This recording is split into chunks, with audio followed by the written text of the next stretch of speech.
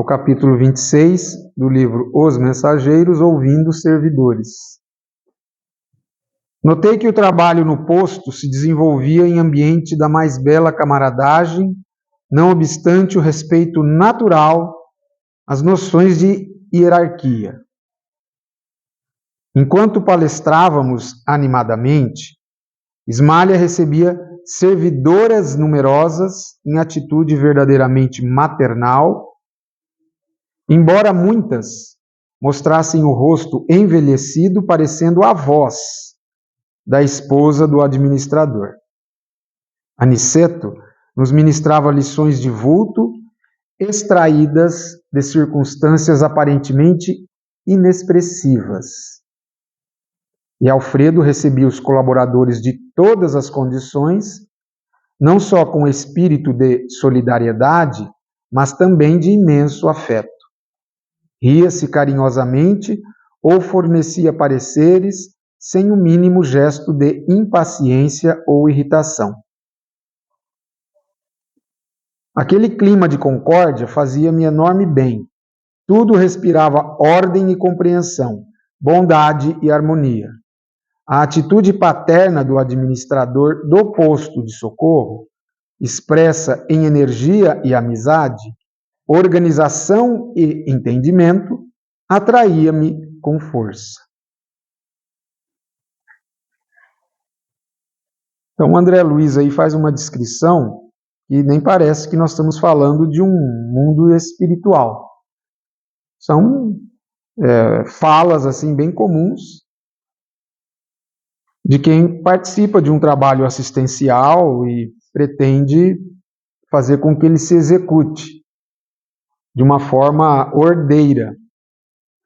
Uma coisa aqui que às vezes nós não gostamos de respeitar, que são as hierarquias, né? Ele chama atenção. Isso é muito importante, porque também dá ordem e disciplina ao que se propõe fazer, né? Ainda mais lá onde a hierarquia não é por currículo alcançado, às vezes, nas teorias da vida, né? Muito bem. Pedi permissão ao nosso orientador para ouvir os esclarecimentos prestados àquelas numerosas cooperadores. Pedi permissão ao nosso orientador para ouvir os esclarecimentos prestados àqueles numerosos cooperadores. Aproximei-me impressionado. Nesse momento, um colaborador de maneiras simpáticas dirigia-lhe a palavra com grande interesse. Tratava-se de um velhinho de humilde expressão que lhe falava com mostras de justo respeito. E o senhor recebeu as notícias? Sim, Alonso, atendia o chefe sem afetação. Nossos mensageiros cientificaram-me dos detalhes mínimos. Sua viúva continua muitíssimo acabrunhada, os filhinhos gozam saúde, mas permanecem na mesma ansiedade por motivo de sua ausência. O velho, que parecia muito bondoso, esboçou um gesto de confirmação e acrescentou: tenho sentido tanta falta deles. Nos olhos transparecia a tristeza resignada de quem deseja alguma coisa medindo a extensão dos obstáculos. Bacana, né? Alguém que deseja alguma coisa, mas já está sentindo. Bacana como ele põe isso no papel. Parece que a gente vê a coisa, né? Você, porém, Alonso, continuou Alfredo comovido, não deve angustiar-se. Sei que está trabalhando agora pelo futuro da família. Na terra, na qualidade de pais, conseguimos movimentar muitas providências a favor dos filhos. Entretanto, aqui, podemos realizar certas medidas em benefício deles com maior segurança. Nem sempre agimos no mundo com a necessária visão, mas aqui é possível sentir de mais perto os interesses imperecíveis daqueles que amamos. Então, ele deixa claro, ele justifica o porquê dessa afirmação, de podermos auxiliar, no caso aqui, claro, quando são trabalhadores que têm essas capacidades, né? Não estamos nos referindo a pessoas despreparadas. Conseguem auxiliar desde o mundo espiritual com maior segurança do que quando estamos na Terra. E é interessante a gente aprender isso, porque normalmente a gente não faz essa ideia. Não é? Afirmação. O que haverá de ser desses filhos que os pais agora faleceram? Não é assim a fala? Às vezes estarão mais bem cuidados do que se eles estivessem aqui. Às vezes. Né? Não vamos dizer que generalizar a situação, mas esta colocação permite-nos ter esta visão. Até porque ele justifica dizendo que lá, além deles terem a necessária visão, que é o descortinar de algumas questões, que aqui não nos é possível, eles conseguem mais de perto, relendo aí o texto, sentir interesses imperecíveis daqueles que amamos. Ou seja, o que é sentir os interesses imperecíveis? Saber o que a pessoa realmente pensa. O que a pessoa realmente é. Porque aqui, de um encarnado para o outro, nem sempre a gente acha que conhece, mas não conhece. Ela está sentindo, né? Às vezes está convivendo com a pessoa, mas está com uma dor, uma angústia por dentro e passam anos sem externar. Sentindo a dor da pessoa. Pela dor da pessoa. Não, até assim, para você planejar um auxílio.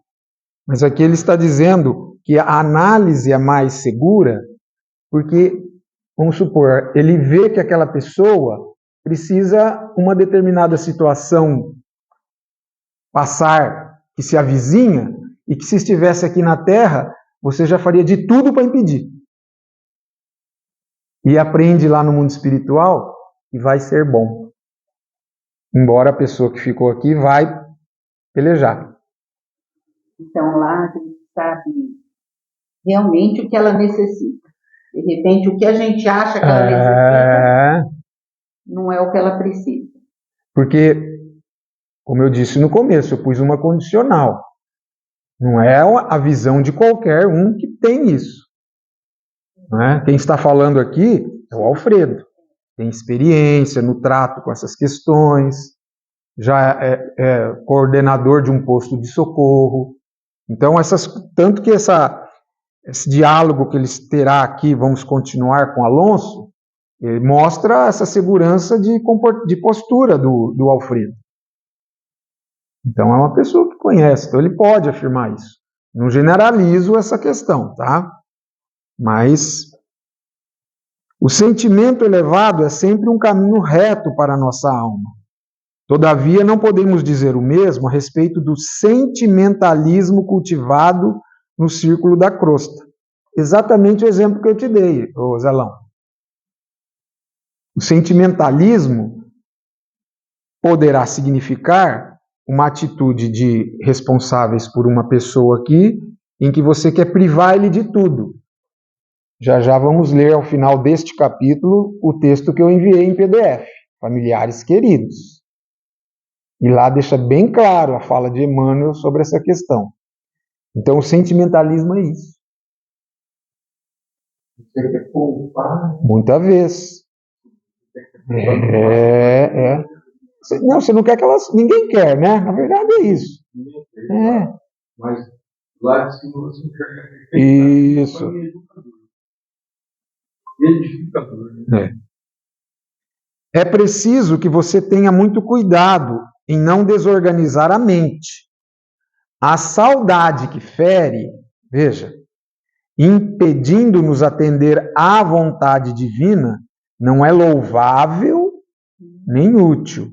É enfermidade do coração precipitando-nos em abismos insondáveis do pensamento. Então, talvez pode ser, não sei se eu vou dizer aqui, vocês concordam, aquela saudade que a pessoa fica uma loucura, né? Ela não consegue fazer mais nada, só pensa nas pessoas que, entre aspas, perdeu, fica naquela ideia, né? Curtindo aquela... Entra, às vezes, numa tristeza profunda, beira uma depressão, até perigoso. Ele fala aqui, ó, precipitando-nos em abismos insondáveis do pensamento. Pensamento é uma coisa, né? Alonso deixou de sorrir, mostrou os olhos rasos d'água e falou em voz súplice. Reconheço, senhor Alfredo, a oportunidade de suas observações. Graças a Jesus, venho melhorando minha vida mental, nos deveres novos que me concedeu, e de fato sinto-me renovado espiritualmente. Sei que sua palavra não me advertiria sem razão, mas ousaria pedir licença para visitar a esposa e os filhos. À noite, quando me concentro nas preces habituais, sinto em torno de mim os seus pensamentos. Esses pensamentos me penetram fundo, atraindo-me toda a atenção para a terra. Às vezes, consigo repousar um pouco, mas com muita dificuldade. Por quê? Meus pensamentos. É como se fosse uma panela de pressão, com aquela pressão ali dentro e, no caso aqui, é mútuo. Olha lá, ó. Sei que a esposa e os filhos estão chamando. É o Alonso que está falando. Dolorosamente por mim. Então, também, já uma orientação dessa questão, né? Esta certeza desse sofrimento me perturba de algum modo. Não tenho sentido a mesma firmeza para o trabalho diário e desejaria remediar a situação.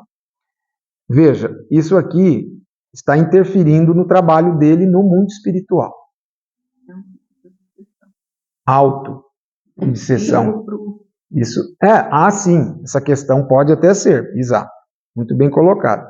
Mas essa tensão dele é quase que uma auto-obsessão. Entendeu? Mas você colocou bem, pode ser. Que pode ser uma obsessão dos daqui para os desencarnados. Que a gente pensa que só os desencarnados que nos obsediam, é bem recordado. Agora, aqui o médium, trabalhador aqui das reuniões mediúnicas, mais especificamente, também corre essa situação.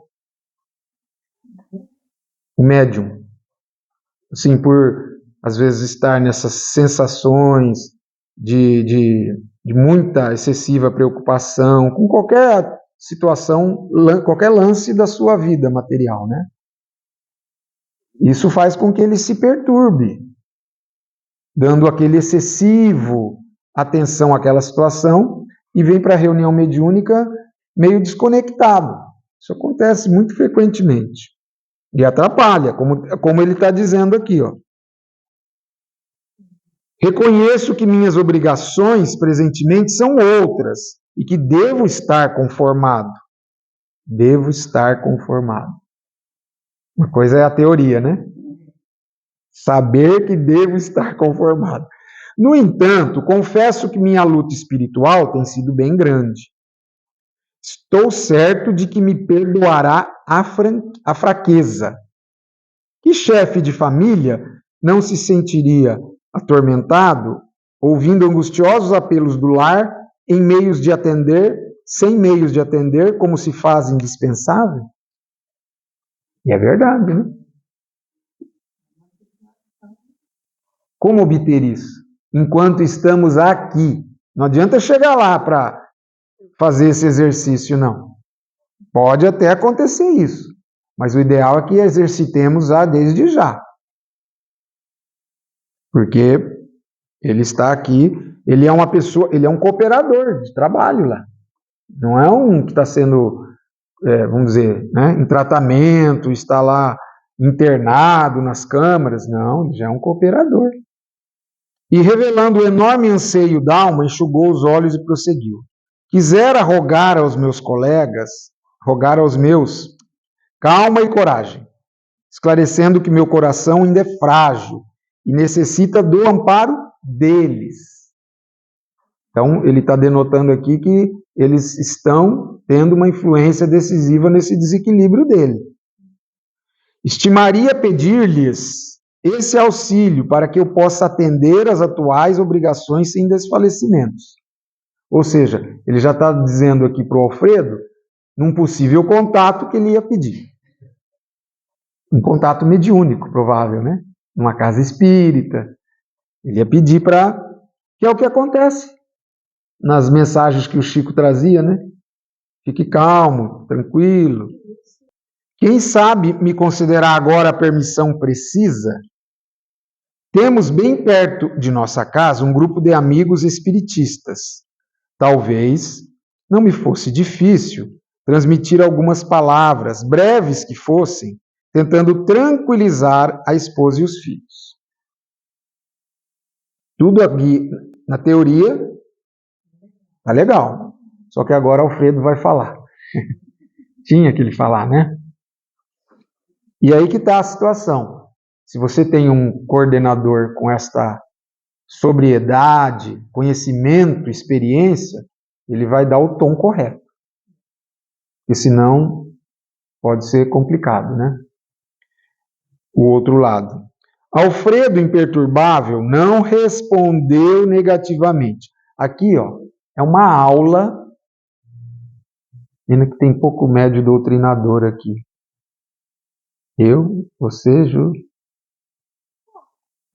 já Andréia, quem mais? Não, porque aí a Jaque... Aproveita a lição. Porque isso aqui é uma aula de como você se dirige a um espírito. Imagine que ele vai se dirigir aqui na fala dele e que você estaria talvez usando essa mesma linguagem, traçando um paralelo com um espírito necessitado e que não tem entendimento. E a gente cansa às vezes de ver o espírito sem entendimento, desencarnado, dando a comunicação, e o dialogador falando, você já morreu, você tem que entender que você já morreu. E ele está falando, o espírito não tem noção. Não é essa a abordagem. Mas esse feeling, sabe como se adquire? Aqui, ó. Vamos adquirir agora. Isso processa na sua mente, Ana Paula. Processa. O conhecimento processa. Eu falo isso. Eu gosto de ouvir muito o espírito falar. Para ver até que caminho eu possa tomar. Que nem quando eu leio essas obras, essas do André Luiz e do Dr. Inácio, eu sempre procuro destacar isso. Às vezes nós leríamos isso aqui que vamos ler e passaria despercebido. Que aqui você tem um momento de aprendizagem para estas questões da mediunidade. Vamos ler. Vamos ver se isso é percebido. Alfredo, imperturbável, não respondeu negativamente. Pronto, já é um ponto. Parecia compreender toda a inquietação do servidor, simpático e humilde. Observei-lhe no olhar muito lúcido, o Alfredo, né, o André Luiz está percebendo, o desejo sincero de atender e, com extrema simpatia por sua conduta generosa, ouvi-o ponderar. Então agora vamos ver a ação do Alfredo. Não será impossível satisfazê-lo, meu caro Alonso. Nossos emissários poderão conduzi-lo nas viagens comuns. Entretanto, creia que, como amigo, ficaria preocupado com você pela manutenção da sua paz. Isso também me é muito simpático quando a pessoa que está dialogando, ela tem essa empatia com Às vezes ela fala assim, olha, você sabe que até essa dificuldade que você está apresentando, eu também tenho. Então, a pessoa já... Não posso abusar da autoridade, e sei que cada um tem a experiência que lhe cabe. Está vendo a delicadeza? Mas creio seja de seu vital interesse o fortalecimento do coração. Falou um não com uma gentileza, né? Enorme. Só que o que está ouvindo não entendeu o não, entendeu o carinho, a preocupação. É diferente. Né? Não, você não pode ir porque vai te fazer mal. Pronto. Isso, meu pai fala. Não, por que não? Por que não? Aqui já tem uma outra psicologia, né? Foi um não de boa. Não de boa. Poder. É imprescindível conformarmos-nos com os desígnios do Eterno. Você e sua mulher não ficariam separados se não necessitassem de experiências novas. Ó, essa afirmação aqui, eu acho que é uma afirmação que ele faz baseado no que ele disse na página anterior, né? Nós aqui já agimos com uma outra visão. Então, quando ele faz essa afirmação, vocês não ficariam separados se não necessitassem de experiências novas. É muito provável que ele saiba disso. Que o temporário afastamento através da desencarnação vai ensejar para cada um experiências novas. Isso não precisaria nem dizer, porque é um fato. Agora, para que essas experiências novas sejam aproveitosas e frutíferas, há que se vivenciá-las de uma forma equilibrada, senão as dificuldades que ela, a esposa, né, vem amargurando com a sua ausência, sofre-as também você, com a separação dela. Tenho a impressão, Alonso, de que Deus nos deixa sozinhos, por vezes, a fim de refazermos o aprendizado, melhorando o coração. A soledade, porém, quando aproveitada pela alma, precede um sublime reencontro. Isso daí dá até aquela cena final do filme, né? Filme de romance. Nunca pensei nisso. Não é? Nunca pensei desse jeito. Você vê que legal? Com relação à separação de um casal pela morte. Quando aproveitada pela alma, foi o que eu até comentei, porque eu tinha lido já, né? Ou seja, tem que ser vivenciada. A lição aproveitada. Não é só porque eu vivi isso, mas me rebelei, não aceitei. De nada valerá. Além disso, você não deve ignorar que os filhos pertencem a Deus, que cada um deles precisa definir responsabilidades e cogitar da própria realização. Por enquanto, vivem chorosos, desalentados. A revolta lhes visita a alma invigilante dos que estão encarnados. Estabeleceu-se a desordem doméstica depois da sua vinda. Aí a gente também já percebe o benefício do conhecimento espírita.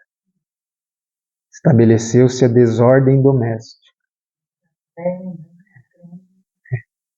Às vezes eu me referi à questão espírita, mas nem precisa necessariamente ser espírita. Pessoa resignada, cristã. Mas que ajuda, né? Entretanto, o que fazer se não pedir para eles e para nós a bênção do Eterno? Precisam eles da conformação com a realidade justa. E você, que já lhes deu o que era razoável, necessita igualmente evoluir, ir para frente e aperfeiçoar-se na senda nova que fomos chamados. Em que ficaria, meu caro, se permitisse a invasão total do sentimentalismo doentio em seus pensamentos? Tão dedicado é você à família do sangue, que por agora não o sinto bem, com bastante preparo a tudo ver no antigo lar, sem sofrer desastrosamente. Ó. Quer dizer, ele já está fazendo a previsão aqui, não é que, tipo assim, ó, tudo bem, se você insistir muito eu vou te autorizar, mas antes deixa eu fazer esses considerandos aqui. Ele vai contar com, porque eu tenho certeza, ele depois não aceita, mas se ele aceitasse, ele não ia ser impedido de ir, não. Porque o André Luiz, vamos recordar, por diversas vezes ele pediu para ir.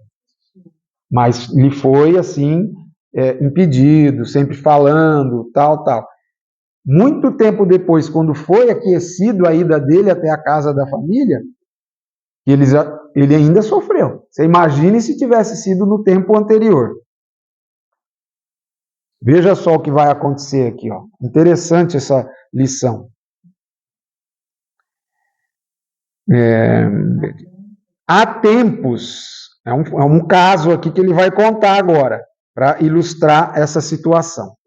Há tempos, autorizei a visita de 2 colegas nossos à esfera da crosta, a fim de reverem as viúvas e abraçarem de novo os filhinhos. Olha lá. Mas foram tão violentamente surpreendidos pela situação que não puderam voltar aos seus deveres aqui, lá ficando agarrados ao ninho que haviam abandonado.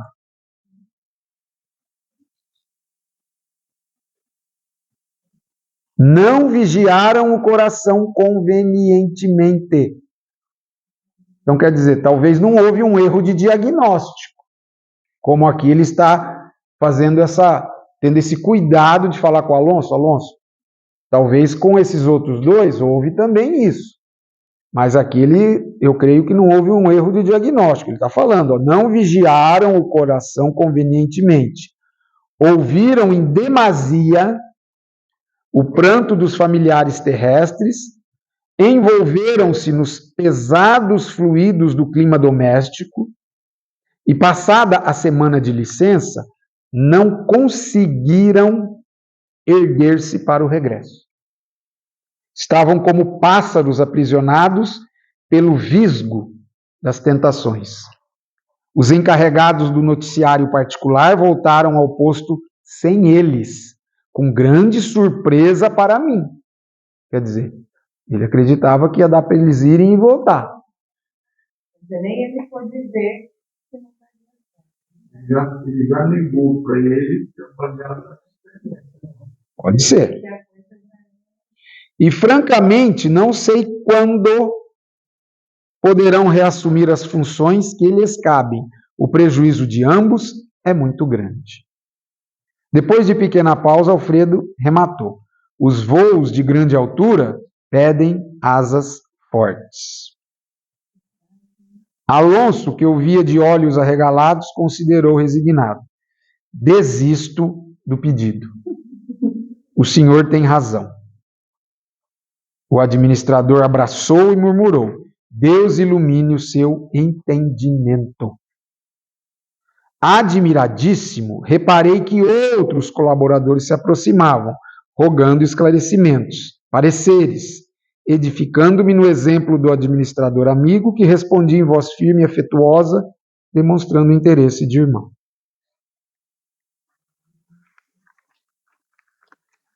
A lição também nos remete, vamos pegar o texto lá que eu enviei, vamos dar uma lida, porque é um texto que vai acrescer a essas nossas considerações aqui, de forma, a meu ver, bem significativa.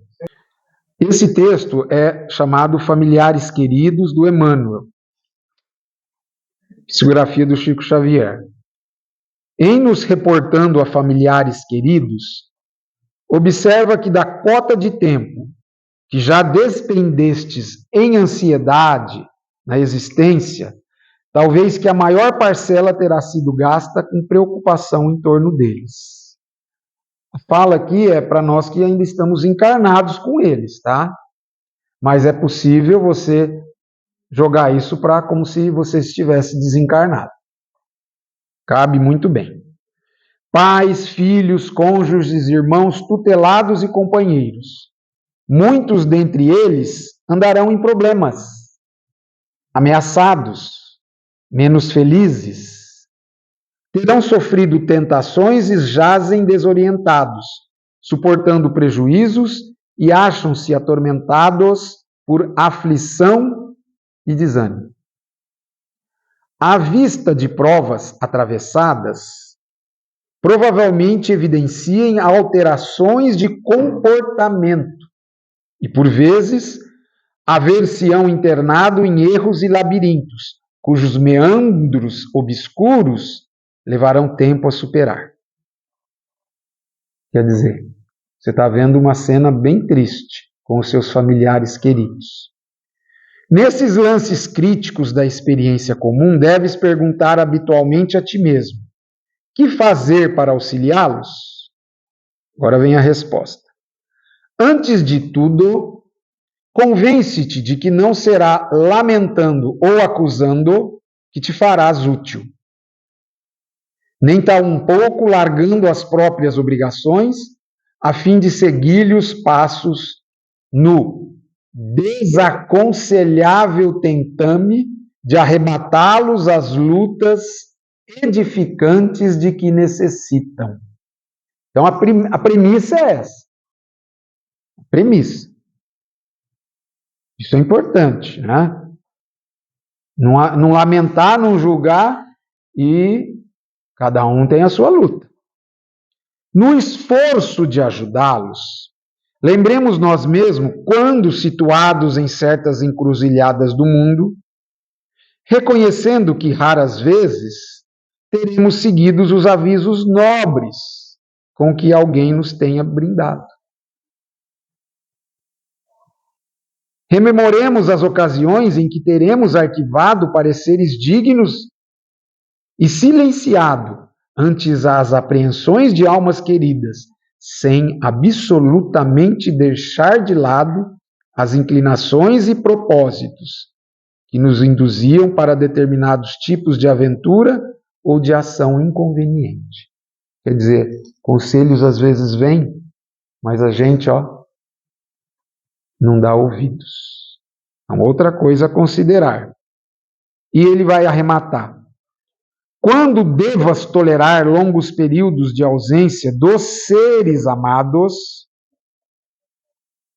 por haverem escolhido caminhos de que não possas compartilhar, recorda que eles estão procurando a realização de si próprios.